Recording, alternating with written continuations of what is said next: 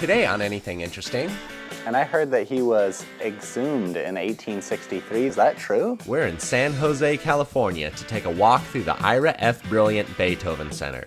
I have this private collector who has this amazing Beethoven collection. Where should it go? He's got a couple thousand pieces here. Do you think he might have gone a little overboard? I was not aware of its existence until our director walked in the center one day with it. Babe, why not? You know, maybe. Yeah, I like to think so, yeah.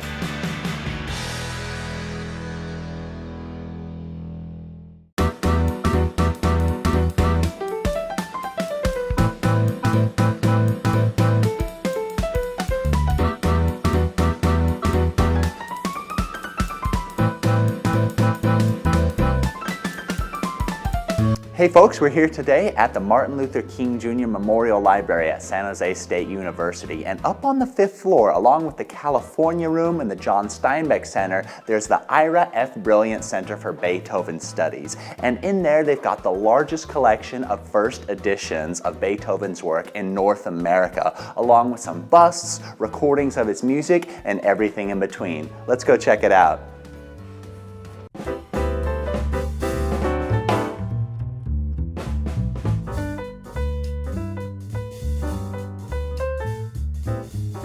My name is Patricia Stroll, and I'm the curator at the Beethoven Center and also currently the interim director. I've been here for almost 31 years. 31 years. And what brought you to the center in the first place? Well, it was just very much a lucky situation. I had just finished school and this job came up. It was a new position, new library. They were looking for a curator and it was in the Bay Area. So I just snapped it up because I just love Beethoven, so it was a wonderful opportunity for me. And obviously I love the job because I've been here for a long time. I would hope so. It certainly makes 31 years fly by a little faster. It sure does. What got Mr. Brilliant started collecting all these amazing things? Because looking around, from the sculptures to the original works, the instruments, there's so much amazing work here. What got him started? He started out because he discovered Beethoven's music. I mean, he wasn't a musician himself, but he started to listen to the music. There was a period of his time when he was rather ill and he was in the hospital or just sick at home, and he was listening to music all the time. And that's how he discovered Beethoven, and he just became totally hooked. So he started looking for original manuscript letters of Beethoven. But after a while, he realized that they were pretty expensive, so he wasn't going to be able to continue that for a long time. So then he switched over to purchasing the first editions of the music. So these are very special too because they're the very first printings of the music, and that's one of the ways Beethoven made his living was to sell his work to publishers who would then print them. And after he had a collection of 80 or so, he decided he didn't want them just to sit in his home, gathering dust. He wanted to share them with people. They ended up here because he had connections through a friend who was on the faculty of the university at that time, who then, on his behalf, approached the administration at San Jose and said, I have this private collector who has this amazing Beethoven collection. Where should it go? And they said, we'll take it. So that's how it came about. Well, yeah, what a neat collection too, because I mean, from the busts and the original works, I mean, he's got a couple thousand pieces here. Do you think he might have gone a little overboard? Well, no, because he was very focused on the original letters that he was able to buy and the first editions. And after we opened the Beethoven Center, then we started building the collection around that. So Mr. Brilliant still acquired first editions for us, but then it was us working here in the Beethoven Center that started building the other collections. So we got the books and started getting the artworks and the musical instruments. Fantastic. And here at the Brilliant Center, you guys have the largest collection of first editions in the United States or in North America, is that right? Yeah, that is correct. Yeah, and you guys have first editions of, or at least pieces, if not the whole thing, of each one of his 9 symphonies too. Yeah, all the 9 symphonies, we have most of the piano sonatas, the string quartets, and many, many other works. Well, can you tell me about the piece we have behind us? This is not something you see pretty often in a museum. Yeah, well, this is a reproduction of Beethoven's Life Mask. Sure. There was an artist who was commissioned to have a bust of Beethoven made for an art museum in Vienna. And so, you know, at this time in his life, Beethoven was in his early 40s. He was quite famous in Vienna, so people wanted to depict him in art. So Beethoven did agree to sit for this artist, who then put this gooey plaster mold on his face. And so the idea was that that would then be a mold that can be used to cast a bust. But Beethoven didn't really like that experience too well. You can imagine he was impatient with it, it was uncomfortable, so he tore it off his face before it really got a chance to set, and it did crack down the middle, but the artist was able to put it together and from that make the bust. So this is just a reproduction of that life mask, and we put it on this post so you could see about how tall he was. But this way you really get to get a sense of what he looked like.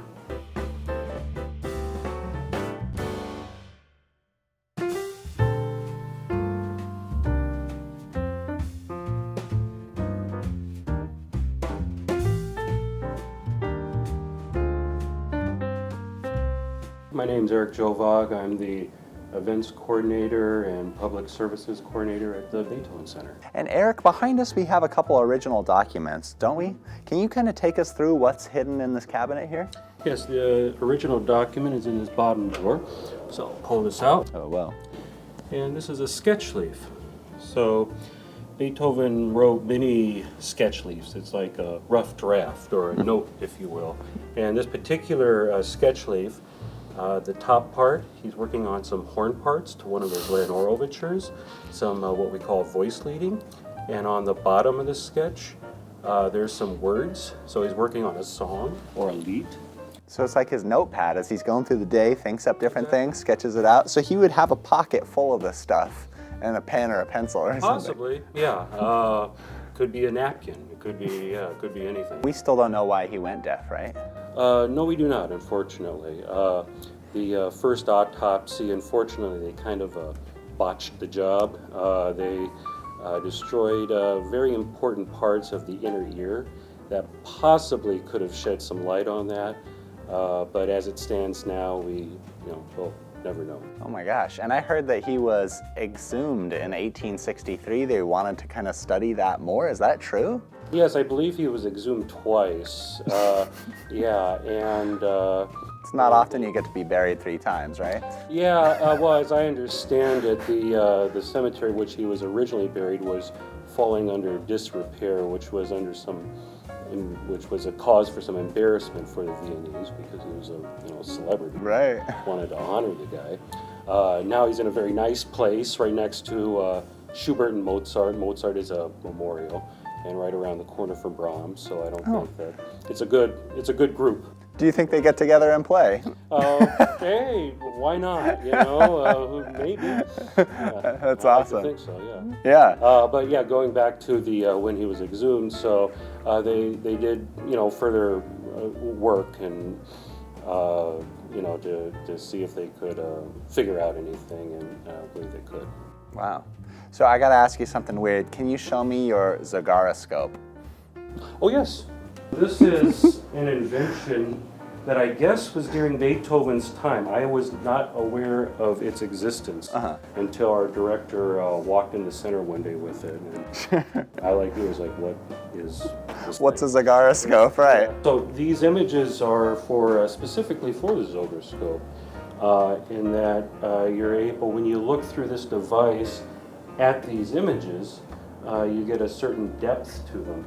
I'm always hesitant on calling it 3D, but it does give the image, as I said, a certain depth. The center also has a recital hall that holds lessons, lectures, and concerts where you can see these historical pianos in action. Is that what you were telling the children who were here in your class on the board? Boy, it's tempting. I've had some classes like that. No, I didn't write that. I don't know what was going on there. That's pretty silly.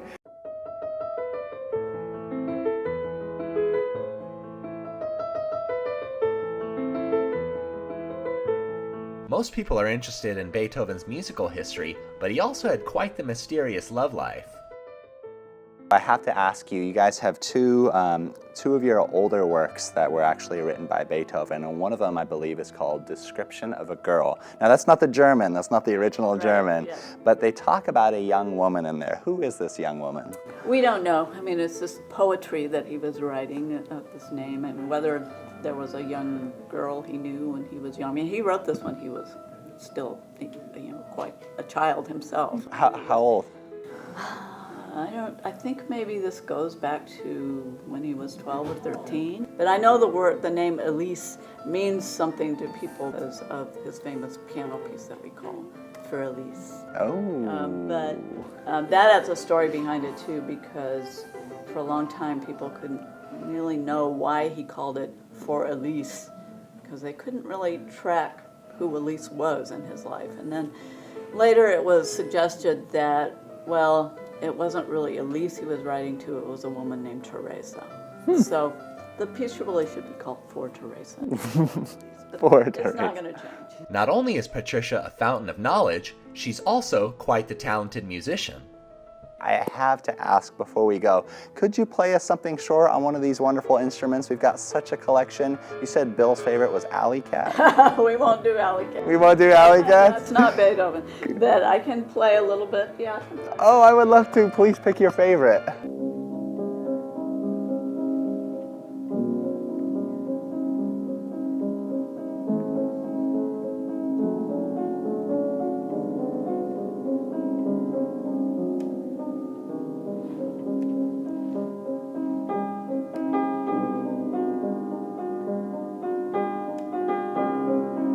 Taylor, on the other hand, who edits and films the show, doesn't quite have the same skills.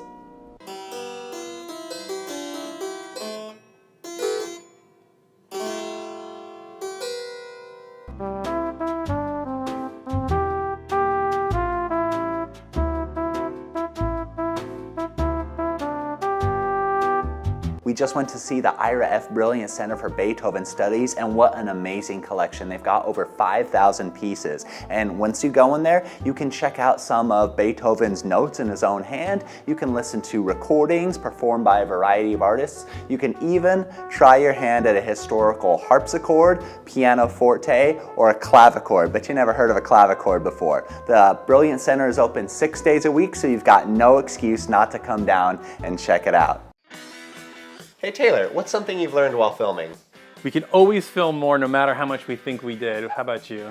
I learned how time-consuming and expensive it is to film one of these episodes. This isn't our full-time job and we are far from rich. I work in admin.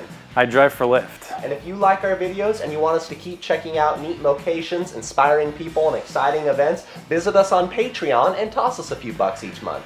It'll help us do more videos, go to cooler places, and improve our equipment. That means we don't have to build any more equipment out of PVC pipe. Just $1 each month will go a long, long way. We're bored. So we can go where you want us to. Like the Roswell Alien Museum? Sure. Or how about the only diamond mine in North America? Well, we've actually been there before. We didn't have a show at the time. Or but even the Panama Canal. That's a bit of a longer drive, but yeah, we can go there. And we've always talked about going to South Korea. Okay, bring it back to reality. All right, what about